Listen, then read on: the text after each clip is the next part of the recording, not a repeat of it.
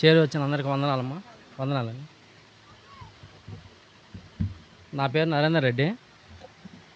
Hello, నా పేరు నరేందర్ రెడ్డి. మాది గుంటూరు సంగడగుంట రెడ్ల బజారు.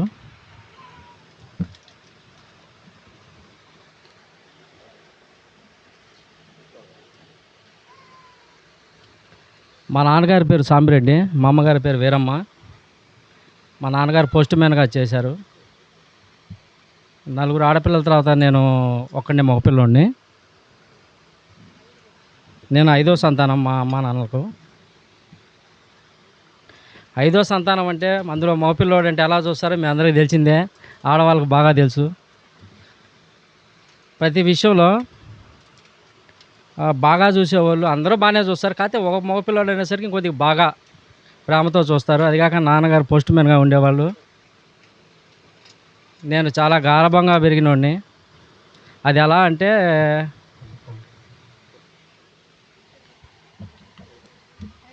నెలకు అది ఎలా అంటే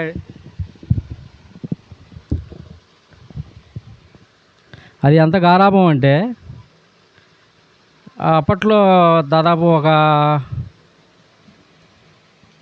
నాకు వచ్చేసరికి దాదాపు నాకు తెలిసిన వయసు 7 సంవత్సరాల నుండి నాకు అంతా బాగా తెలుసు. అప్పటి నుండి నెలకో జత బట్టలు, నా 10 ఏళ్ళు వచ్చేసరికి ఏలుకు ఒక ఉంగరం, సంవత్సరానికి ఒక సైకిలు. ఇక నేను ఇంట్లో చెప్పకుండానే సైకిల్ అమ్మేసుకొని ఇంటికి వెళ్ళిపోతే ఎందుకు అమ్మామని మామూలుగా తల్లిదండ్రులు మందలించేవాళ్ళు. మా అమ్మ నాన్న అయితే ఎంతకు అమ్మావు ఇంకెంత కావాలి కొత్త సైకిల్ కొనడానికి. అంతే, అంత గారాబంగా నన్ను పెంచారు. దీనివల్ల నాకు బాధ్యత, బరువు బాధ్యతలు అంటారు కదా, ఏం తెలిసేవి కాదండి. బాగా గారాబంగా పెరిగినోడిని. సరే, కాలక్రమంలో వాళ్ళు మరణించారు, ఇద్దరు చనిపోయారు. నేను అదే విధంగా నాకు ఏ బాధలు లేని అప్పుడే నాకు కొద్దిగా మాకు వచ్చేసి సంగడగుంట రెడ్ల బజార్ అంటే మీకు అది ఎట్లా చెప్పాలంటే మా ఏరియా మొత్తం ఉద్యోగాలు చేసేవాళ్ళు కదండి, ఎంత చదువుకున్నా కానీ వ్యాపారాలు చేస్తారు. అది ఎట్లా అంటే వాళ్ళ ఆర్థిక స్తోమతను బట్టి 2 లారీలు, 3 లారీలు, 5 లారీలు. మాకు దాదాపు మేము ఉండే ఏరియాలో 50 లారీలు ఉన్న వాళ్ళు కూడా ఉన్నారు, మా చుట్టాలే. అయితే ఆ క్రమంలో నేను కొద్దిగా చదువుకున్న ఉద్యోగాల వైపు వెళ్లకుండా నేను కూడా 3 లారీలు కొన్నాను, తిప్పుతూనే ఉన్నాను. నేను డ్రైవర్ లేనప్పుడు వెళ్తూ ఉండేవాడిని. ఇట్లా జరుగుతూ ఉంది, ఏదో తిరుగుతూ ఉన్నాము, జరుగుతూ ఉంది. అయితే నాకెందుకో ఏదో ప్రశాంతత లేని విధానంగా, ఏదో లోటుగా అట్లా అనిపించేది. అయితే నేను మామూలుగా మోటార్ ఫీల్డ్ అంటే మీకు తెలియదేం కాదు, అన్ని అలవాట్లు ఉంటాయి. నాకు కూడా అన్ని అలవాట్లు ఉన్నాయి, తాగుడు వ్యసనాలు, ఇంకా పందాలు, జూదాలు. ఆయన ఇంట్లో కూడా నేను ఉండేవాడిని. పోటీగా ఈ ఏలం పట్టు ఎట్లా ఉంటుంది చూడండి, అట్లా పోటీగా వాడు పుల్లు తాగితే నేను 2 పుల్లులు తాగాలి, ఇట్లా బాగా పోటీ తత్వం, భయం భక్తి లేని విధానంగా పెరిగినండి కదండి. అట్లా నడిచేవాడిని. నాతో పాటుగా అది పెద్ద గొప్పలాగా ఒక 10 మందిని జడగొట్టేవాడిని బాగా తాగండి అని. అది డబ్బులు ఖర్చు అవుతున్నాయి అనే దానికంటే కూడా సంతోషం బాగా ఏది ఖర్చు పెట్టడంలో అట్లా చేసేవాడిని. అట్లా తిరుగుతూ ఉండే క్రమంలో దేవుడు కాదే ఏదో లోటుగా అనిపించేది నాకు. ఎలా దేవుడిని ఎరిగేలాగా నాకు జరిగిందంటే అండి, నాకు నా మిత్రుడు శ్రీకాంత్ రెడ్డి అని, మేము చిన్నటి స్నేహితులు. మేమిద్దరం 1వ తరగతి నుండి కలిసి చదువుకున్న వాళ్ళమే. అయితే నేను ఎవరి మాట వినేవాడిని కాదండి. నా ధోరణి ఎలా ఉండేదంటే, మాకు బాగా 5గురు అక్కలు, మేము 5గురమే, 4 అక్కలు, వాళ్ళ భర్తలు ప్లస్ వాళ్ళకి సంబంధించిన చుట్టాలు. మా భార్య వచ్చేసి రమాదేవి అండి. అమ్మాయి 3 మగపిల్లలు, ఒకతే అమ్మాయి. వాళ్ళది బలగం బాగా పెద్దదే. అంటే వీళ్ళందరిలో కూడా నన్ను అందరూ బాగా ఇష్టపూర్వకంగా చూసేవాళ్ళు, పైచేయిగా ఉండేటట్టుగా. నేను ఎవరి మాట వినేవాడిని కాదు. అయితే అనూహ్యరీతిగా శ్రీకాంత్ నాకు కలిసి బాగా ప్రశాంతంగా ఎలా ఉన్నావురా ఏంది కథ అంటే, బాగా ప్రశాంతంగా బాగున్నాను, నేను దేవుణ్ణి నమ్ముకున్నాను అంటే. నేను నమ్ముకున్నా లేవయ్యా దేవుణ్ణి అంటే, నేను యేసుప్రభుని నమ్ముకున్నాను అన్నాడు. నేను అయ్యప్ప స్వామిని నమ్ముకుని 5 సార్లు వెళ్ళి వచ్చాను, 5 సార్లు మాలలేసాను, హోమాలు చేయించాను. ఎట్లా అంటే అండి, మా ఇంటికాడ వినాయక చవితి పెద్ద రోడ్డండి, సిమెంట్ రోడ్డు. అది ఎట్లా రౌడీయిజంగా ఆ రోడ్డు మొత్తం ఆపేసేవాళ్ళమి. పూర్తిగా బ్లాక్ చేసేసేవాళ్ళమి.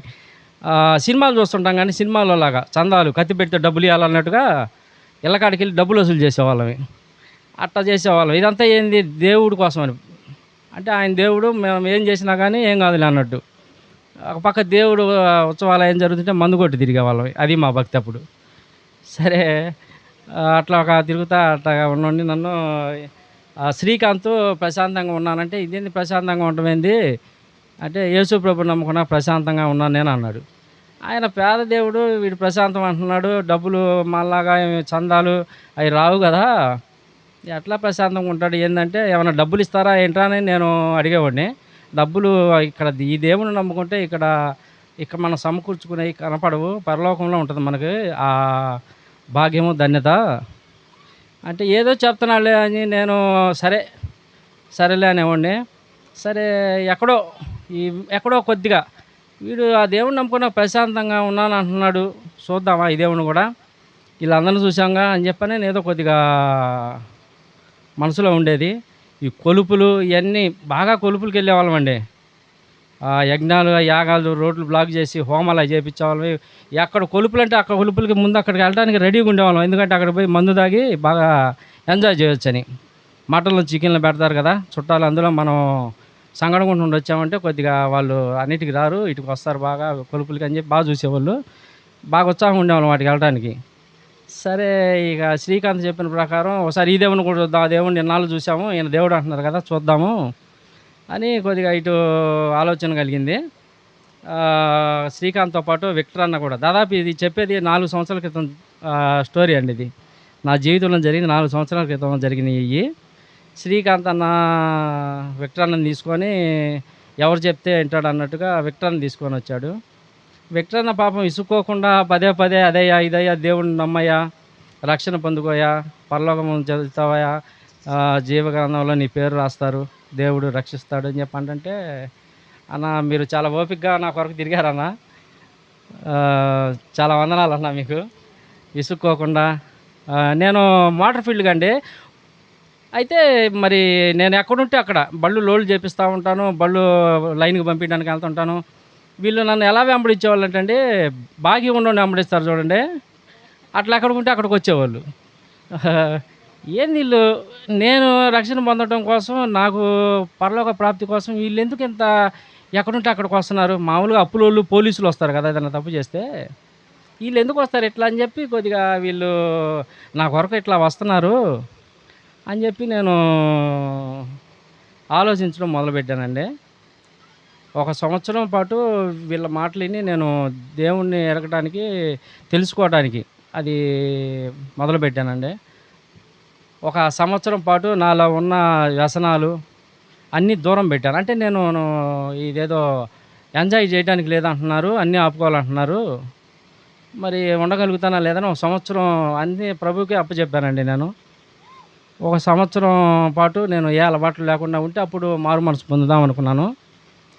అయితే సంవత్సరం పాటు నేను చాలా దేవుడిని నమ్మి, సంవత్సరం కాదు జీవితకాలం ఉండాలని చెప్పి, మనం పరలోక ప్రాప్తి పొందాలంటే, దేవుడితో పాటు సదాకాలం ఉండాలంటే మారు మనసు ఒక్కటే మార్గం అని తెలుసుకున్నానండి. తెలుసుకున్నాక నేను ఆగస్టు సారీ డిసెంబర్ 25న క్రిస్మస్ రోజు మారు మనసు పొందడానికి సిద్ధపడ్డానండి. సిద్ధపడ్డాక మా ఇంట్లో నా భార్యకి చెప్పాను, నేను ఇట్లా బాప్తీసం తీసుకోవాలనుకుంటున్నాను అంటే, నేను ఒకరోజు చెప్పాను ఇట్లా బాప్తీసం తీసుకోవాలనుకుంటున్నానని. వాళ్ళు కూడా సరేలే అని ఏదో లైట్‌గా అనుకున్నారు. నేను రోజు ఏడుస్తున్నాను. మామూలుగానే నేను తాగొచ్చేవాడిని కదా, నన్ను చూసి భయపడేవాళ్ళు. అప్పట్లో మారిపోయి ఏడుస్తున్నాడు దేవుడని చెప్పి నా ఆహ్, దేవుడి మార్గం ఎంచుకోవాలని గట్టిగా నిలబడాలని అనుకుంటున్నాడు అని, వీళ్ళు కూడా ఏదో దేవుడు నిజమైన దేవుడైతే మమ్మల్ని కూడా రక్షిస్తాడు కదా అని వీళ్ళు కూడా ఏదో అనుకున్నారంట. నా కూతురు, మా ఆడోళ్ళు. వాళ్ళకి దేవుడు కూడా సహాయం చేశాడని, నేను మారుమనసు పొందడానికి సిద్ధపడినాక, నువ్వు ఒక్కడివేనా బాప్తీసం తీసుకునేది, సంవత్సరం నుండి చూస్తున్నాం మేము కూడా, మేము గూడా బాప్తీసం తీసుకుంటామని జెప్పి నేను ఎంతైతే వీళ్ళు ఒప్పుకుంటారో లేదో అని జెప్పి అనుకున్న దానికి దేవుడు చాలా సహాయం జేసి, నాతో పాటు నా కుమార్తె, నా భార్య ఇద్దరు గూడా సిద్ధపడ్డారండి. బాబు ఇప్పటిదాకా ఇక్కడ కూర్చొనెళ్ళాడు. నాకు ఇద్దరు పిల్లలండి. పాపొచ్చేసి బీటెక్ అయిపోయింది. బీటెక్ అయిపోయి ఒక 2 నెలలయింది జర్మనీ పంపించాను ఉన్నత చదువుకి. ఇది కేవలం ఎట్లా అంటే అండి, నేను మారుమనసు పొందాక క్రమంగా ఇంట్లో మనం ఆరాధించుకోవటము, ఆరాధనకెళ్ళటము, ప్రార్థన కుటుంబంగా ప్రార్థించుకోవటము, ఇయన్నీ గూడా దేవుడు ఆలకించి పాప నేను ఒకరోజు అడిగా, "ఎంతొస్తే స్కోర్ బావుంటదమ్మా?" అని జెప్పి జనరల్‌గా మంచి స్కోరు ఏందనేది మాకు రావాలనే కోరుకుంటాం గదండీ! ఎంతైతే స్కోర్ బావుంటదమ్మా అంటే, "8 వస్తే బావుంటది నాన్న" అంది. దేవుడు మనల్ని ఆశపడ్డోళ్ళని తృప్తిపరిచే దేవుడుగా దేవుడు పదే పదే నిరూపణ జరుగుతుందండి మా జీవితంలో. 8.2 వచ్చిందండి మా పాపకి బీటెక్‌లో. 8.2 వచ్చేసరికి మరి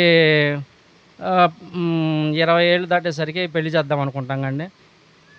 పెళ్లి చేయమంటావా? చదువుకుంటావమ్మా అంటే, నాన్న నేను అంటే పాప నమ్మకంగా నాకు నేను ఎంఏ చదవాలి అని జెప్పి మనసులో గట్టిగా అనుకుంది. అయితే మాతో చెప్పేది కాదు. దేవుడిని నేను కోరుకున్నాను. నాకు 8 సీజీపీ రావాలని దేవుడిచ్చాడు.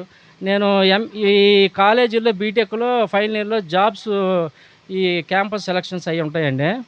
ఈమె క్యాంపస్ సెలక్షన్‌లో ఏదన్నా సెలెక్ట్ అయితే జాబ్‌కెళ్ళమంటామని సెలక్షన్‌లకి ఎళ్ళకుండా ఎంఎస్ చేయాలని. ఆ తర్వాత స్కోర్ వచ్చాక ఎంఎస్ చేస్తాను నాన్న. ఏ దేశంలో బావుంటదో కనుక్కోండి. ఎంఎస్ చేయాలి నేను అంది. అంటే మేము ఇంగ ప్రార్థించాము. దేవుడు మనకి పాపకి జర్మనీలో సీట్ వచ్చేలాగా అక్కడైతే బావుంటుంది. యుద్ధాలు అయ్యేమి లేకుండా బావుంటదనేసరికి జర్మనీని ఎంచుకున్నామండి. దాదాపు నాకు మరి ఆ బడ్జెట్ చూస్తేనేమో 40,00,000 పైనవుతుంది. మరంత చేయలేం అమ్మ మన వల్ల కాదనంటే, ఒక 25,00,000 లోన్ శాంక్షన్ చేయించాడు. దేవుడే నాకు దగ్గరుండి అన్ని విధాలుగా. నేను ఆ లోను శాంక్షన్ అయిద్దో లేదో అని చాలా టెన్షన్ పడ్డానండి. అది ఇక చాలా సింపుల్‌గా దేవుడు కృప వలన 25,00,000 లోన్ శాంక్షన్ అయింది. మిగతాయి నేను పెట్టుకొని పాపని చాలా సింపుల్‌గా అంటే వేరే దేశం పంపియటానికే చాలా ప్రయాస ఉంటది. కానీ నాకు దేవుడు తోడుండటం వల్ల నేను చాలా సింపుల్‌గా పంపించాను. పాప జర్మనీలో చదువుకుంటుంది. బాబొచ్చేసి ఇట్లా నేను మారు మనసు పొందుతున్న టైంలో ఇంటర్మీడియేట్ అయిపోయింది బాబుది. మంచి కాలేజీలో చదివిద్దాము అంటే, ఇట్లాగే నాలాగే బ్యాచీలు మెయింటింగు. ఎట్లా అంటే వీడు కాలేజీకి ఎళ్తే, కాలేజీ క్లాస్ రూమ్‌లో ఉంటే అందరుంటారు నిండుగా. వీడు రాలేదంటే ఎవరు ఉండరంట. ఒకరోజు నన్ను పిలిపిచ్చారు కాలేజీలో. ఏవండీ ఏం చెప్పాలో అర్థం కావట్లేదు. స్కోర్ బాగొచ్చిద్ది, చదువుతాడు. కాతే చిన్న విషయం ఒకటండి. క్లాస్ రూమ్‌లో మీ బాబుంటే అందరుంటారు. మీ వోడు రాకపోతే ఎవరుండరు.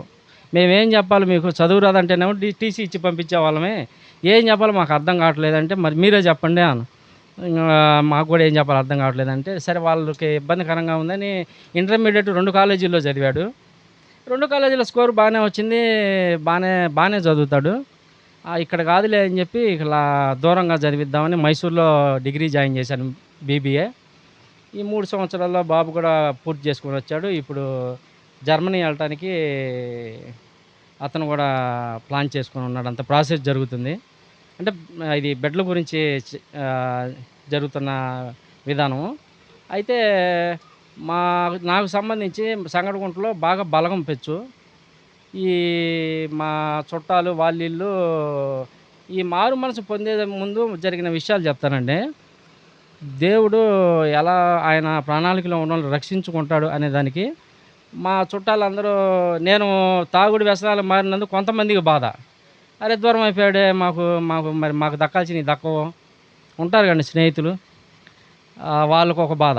చుట్టాలేమో ఇదేందిరా బాబు నువ్వు మనకింతమంది దేవుళ్ళుంటే యేసు ప్రభు దేవుడంటావు. మన తాత ఎళ్ళాడా చర్చికి, మన ముత్తాత ఎళ్ళాడా ఇదేందని జెప్పి నన్ను హేళన చేసేవాళ్ళు. అయితే నేను అయన్నీ పట్టించుకున్నోడిని కాదు. దేవుడి మహాకృప చొప్పున దేవుడిని ఎరగటం అనేది చాలా ధన్యత అని తెలుసుకున్నానండి. వీళ్ళందరికీ దూరమయ్యాను. అయిపోయినోళ్ళకి దూరమయ్యాను. అంటే ఈ మధ్య కొద్దిగా తెలుసుకుంటున్నారు. బాగుపడేదే కావాలిలే మాకు బాగుండేది కావాలి అంటున్నారు. నేనేం కోరుకుంటానంటే అండి అందరూ రక్షింపబడాలి అనేది నాలాగా అందరూ సంతోషంగా ఉండాలి. అనేది ఇక్కడ మనం ఉండేది నేను చెప్తానండి మా వాళ్ళందరికీ కూడా. ఇవి ఇక్కడ ఉండేది మనం 10 రోజులే. 90 రోజులు దేవుడిని మనం ఎరిగి నడుచుకోవడం వల్ల, అడుగులేయటం వల్ల, దేవుడితో సదాకాలం ఉండే భాగ్యం ధనత మనం పొందుకుంటాము. నిత్యజీవం దేవుడిస్తాడు. ఇలాంటివి చెప్తా ఉంటే చూద్దాం, చేద్దాం అంటారు. వాస్తవంగా మీరు దేవుని రుచి ఎలా అంటే అండి, తెలిసిన వెంటనే బాప్తీసం తీసుకొని మారు మనసం పొందడం వలన ఎంత గొప్ప భాగ్యం, ధన్యత అనేది అది తెలియనోళ్ళకి తెలుసుకోమని నా ఈ యొక్క ఆహ్, సాక్ష్యాన్ని దేవుడు దీవించాలని, నా కుటుంబం కొరకు మీ అందరూ ప్రార్థన చేయాలని అందరికీ వందనాలండి.